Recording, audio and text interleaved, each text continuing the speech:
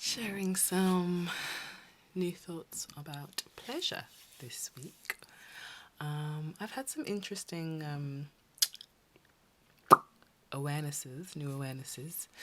Um, yeah, it's been really interesting to see how now that pleasure is more in the sort of front of my mind, what's happening. And I want to start by saying, like, I'm a beginner at this. I'm a beginner. Some context, like, for a long time I didn't know what pleasure was, and if you're starting from that place, I want to send much love to you and much like tenderness, because I know if it's not in your awareness, it's not in your awareness, you know, and I don't want you to feel bad. Like, I felt bad for so long, thinking that I needed to get to some place, and I needed to understand this thing, otherwise I wasn't, like, you know, a whole woman, or I wasn't having a full life experience, and that's bullshit. So wherever you are, it's perfect, number one. And I got a really good teaching about thinking of pleasure as what feels good, feeling good. And then also, if you are experiencing pain in your body, and even feeling good is too much, you can just start from the absence of pain. And I think that's such a beautiful way of, or a useful, helpful way of starting. It's a much broader starting point, and it's much more inclusive. So I want to start by saying that. And yeah, I think what's interesting is that, coming from like, I didn't see my mother ever. My cat is. Hi, pussycat. Um, yeah, I never saw my mother feeling good. Get down, my darling.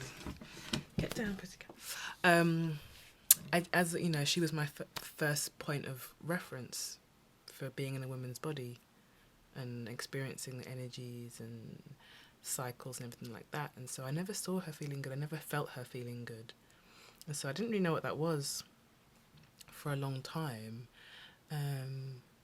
But instinctively I was grasping onto external things to feel good. So that was food, I guess art, music, dancing, you know, those were the things that I was using to feel good. So the body will always look for these things, and it'll always find ways, you know.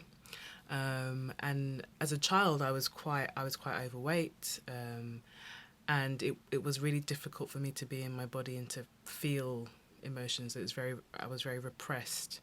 I grew up in quite a repressive household, should I say.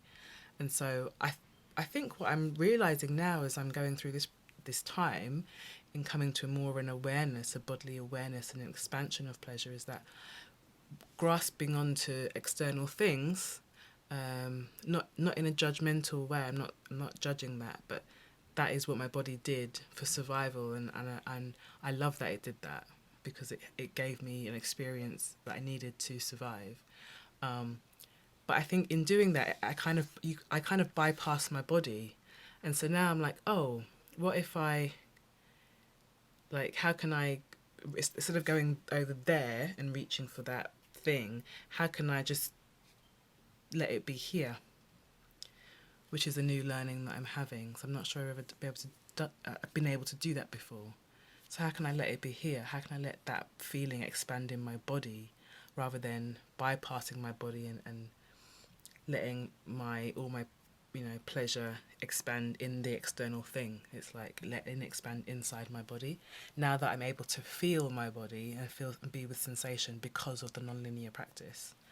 So it's a really interesting and beautiful awareness, actually, that I'm coming to. So that's, yeah, pleasure as what feels good, simply what feels good, or the absence of pain, and a new awareness of what happens when your body moves towards external things for pleasure, and how we can bring it back, or have that feeling but in our body now, is what I'm experiencing. Wild. It's great. It's really great. I want to cut my hair too. A nice little shave there. Yeah, you know it.